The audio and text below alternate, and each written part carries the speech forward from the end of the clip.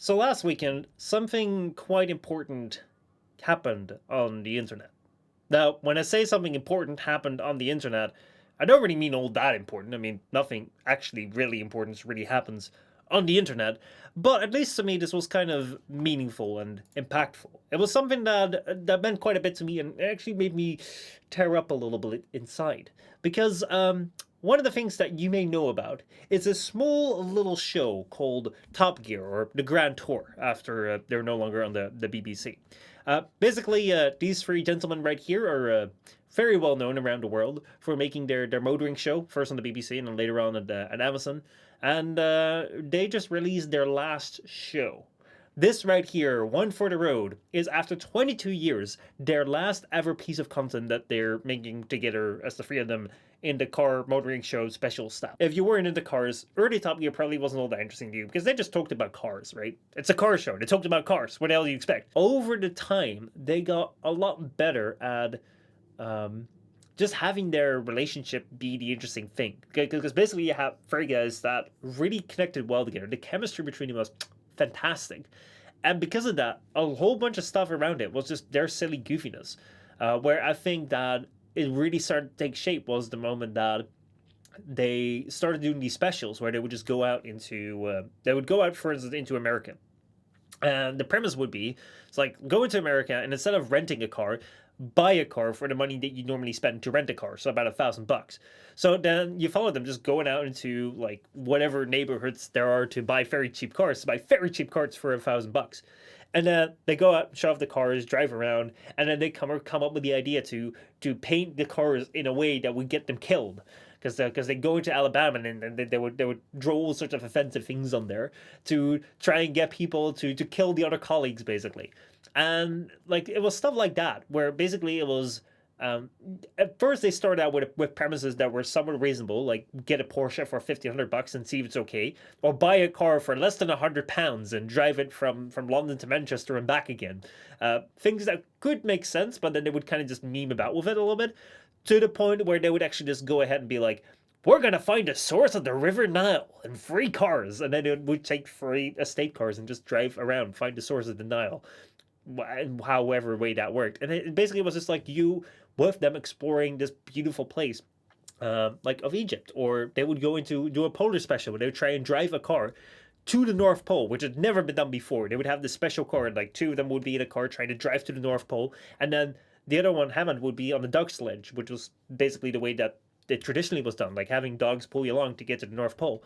But then instead of doing that, Jeremy and James were like, "What if we actually no?" Jeremy was like, "What if I just drive a car there?" And James didn't really want to go.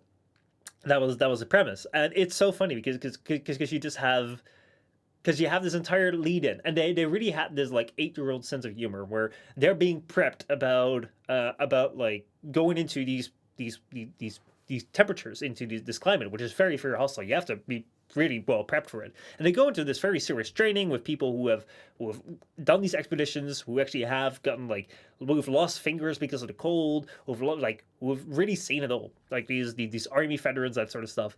And they go for this training where it's like, okay, now in the what's it called, now in the snow, you have to pitch up your tent right now in this wind. Just go ahead and do it. You have to do it. You have to do it right now. And then they're just arguing. It's like, well, this is pointless. Why we're just doing this right now? Like, we're not gonna go be fast when you're shouting at me. It's like, why are we putting up with this tent right here? And then James is like, Jeremy, I just had a great idea. Why don't we just tow a caravan? And it's like, you see these people just go mad. They just go insanely mad. So they're like, what the hell are you guys doing? It's so funny. It is so funny to the point where like they're they're they're showing around where it's like, okay, so if you're out in the North Pole, if you're out in this cold climate, then you really have to be fast with taking a poo, because it's so cold that you can freeze your bits off. And then they also show a picture of like someone who has their willy out, which has been frozen. And basically, like their first reaction is like, well, like, how does he not notice? Like, good thing he wasn't on the London Underground, or he would have been like, he would have been arrested. Completely missing the point, and it's so great. It is so great. It's so great to see these things where it's like they're just like, well, you just have to hurry. It's not a joke, and then they're like, well, listen, James can't be hurried with going to the toilet. It's like, guys, listen, this really is serious. It's no joke. But no, we're not joking. We're like, we've had to delay shows by an hour because he couldn't be hurried to get off the loo. And it's like that sort of stuff, man. That made it great. That made it fantastic. It's like, oh. At the end of the day, it didn't really matter about the cars. It just mattered about seeing them go on an adventure. And the fact that it was well shot as well by a team that knew what they were doing, that made it great. It was fantastic. This right here is their official trailer that they've put out, where they go out with a couple of cars into Zimbabwe, kind of go back to times that they've been to before. I think the last place that they end up is at the Salt Flats, which they also did. They crossed the Salt Flats for the very first time with cars ever in history, and they went back to one of these islands and then just unplugged the mic, and that was it.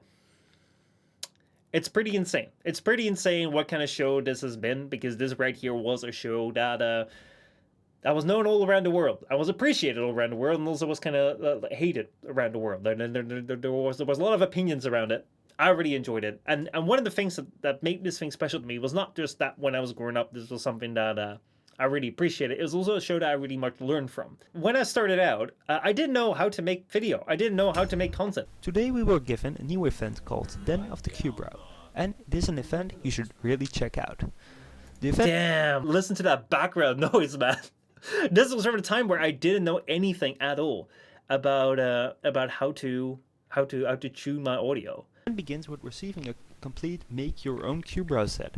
This will allow you to breed your own Cubro, as it provides you with an egg, a core, and an additional status slot. Man, oh, listen to that in your ears. Isn't that sweet? Isn't that wonderful? So that's kind of what I started out with. This right here was basically what I started out with, making videos. I didn't really know how to deliver anything. I was just talking about it. You need this, you need that. This is what's going on. However, I also felt like that was not necessarily the way that good reviewers or good content creators would make their stuff. Top Gear would never do something like that. So then I wanted to try and, imitate them a little bit. So this right here was about a couple months later, about 8 months later, I was like, let me try and do a review. Now, this start right here, I'm so sorry about. It is the worst text-to-speech you're going to ever hear. But we're just going to go and look at that. What do you think of the new Volker Wraith weapon? Because I figured if no one's going to ask me the question, because no one was asking me the question about what I thought of a weapon in Warframe, because no one's really watching me, I figured I'd just ask myself the question for text-to-speech. And then we have a little intro right there that drags on for way too long, which really isn't all that relevant, but here we go. Now, I'd like to talk with you about sniper rifles. Rifles we have never been entirely sure of. Mostly because they do not tend to fit in with the Warframe playstyle. If you have seen any Top Gear reviews, it's so blatantly obvious in this very line. Now, I'd like to talk with you about sniper rifles. Rifles we've never been entirely sure about. That's a line that I stole directly from Clarkson. Probably about some sort of car. Like, now we'd like to talk about sedans, or we'd like to talk about Kias, or we'd like to talk about, I don't know what kind of car. Cars we've never been entirely sure about.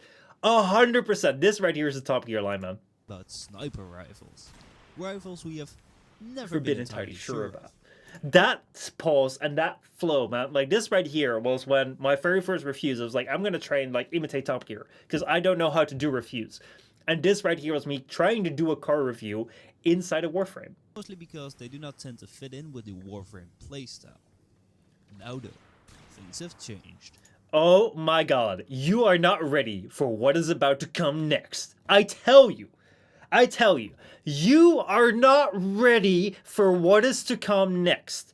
Because what we've seen so far is that I've delivered my Clarkson lines, where normally, like, he would like, you would go over the circuit and they would be driving around with cars. You get some car shots, and this right here was my special circuit. I had the little practice ground in Warframe where I could run around with my weapons, and I felt that looked as good as all the neatly crafted shots of cars driving by in Top Gear.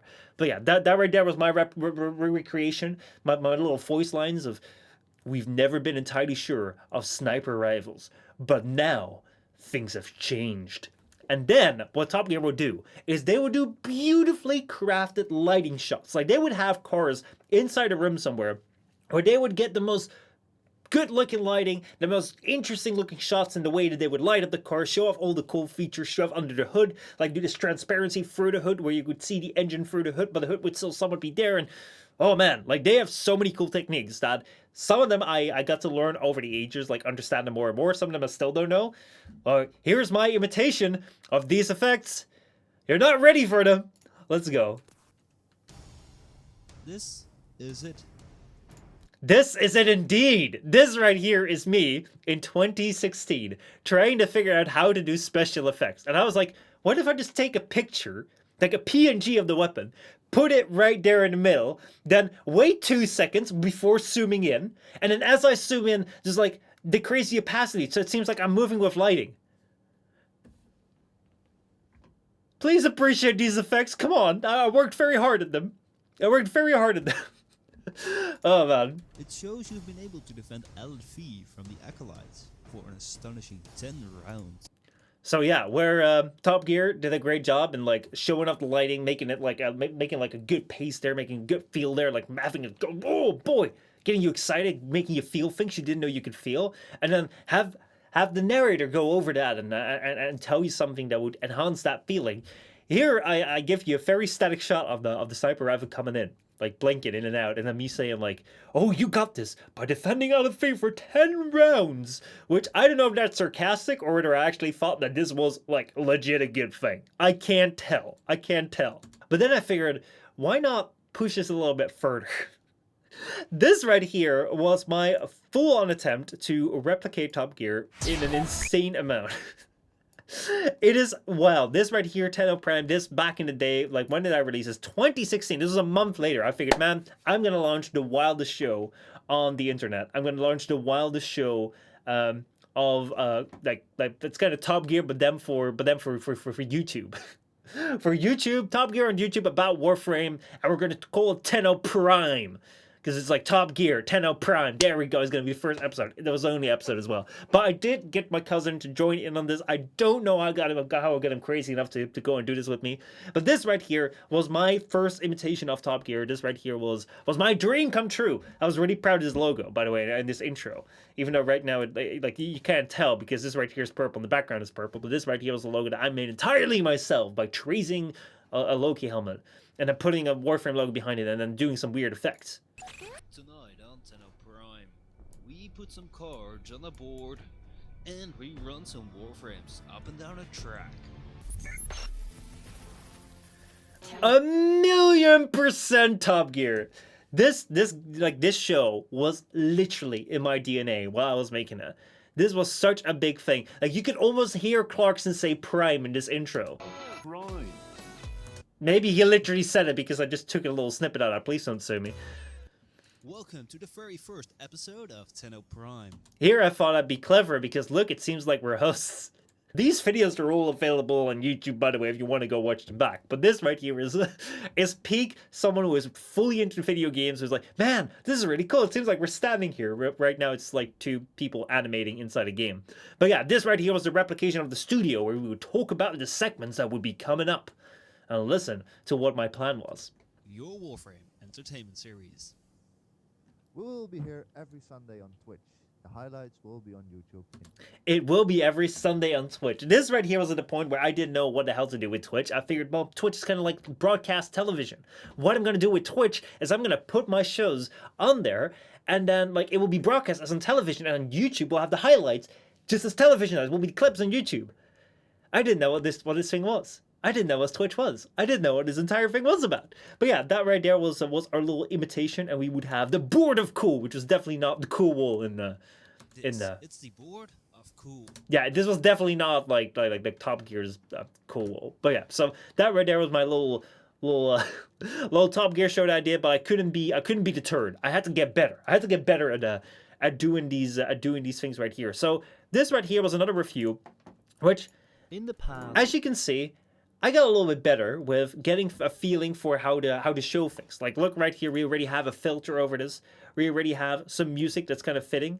And this right here was the very first review that I ever put out where I had people in my real life actually come out and say like, whoa, that's pretty cool. That looks pretty good.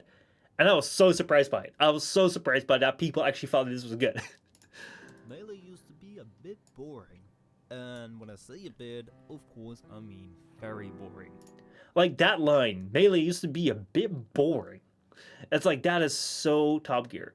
But one thing that I realized was, holy shit, one of the things that I miss here is that I don't have the talk to camera shots. Like, I only have the cars driving by shot. I need to have a piece to camera shot. And that's where this was born. That's where this piece of, like, art was born. This right here was my piece to camera shot, where it was like, you know, like how in Top Gear they drive by with their cars and you see the drive-by shots and then you have their little reaction inside.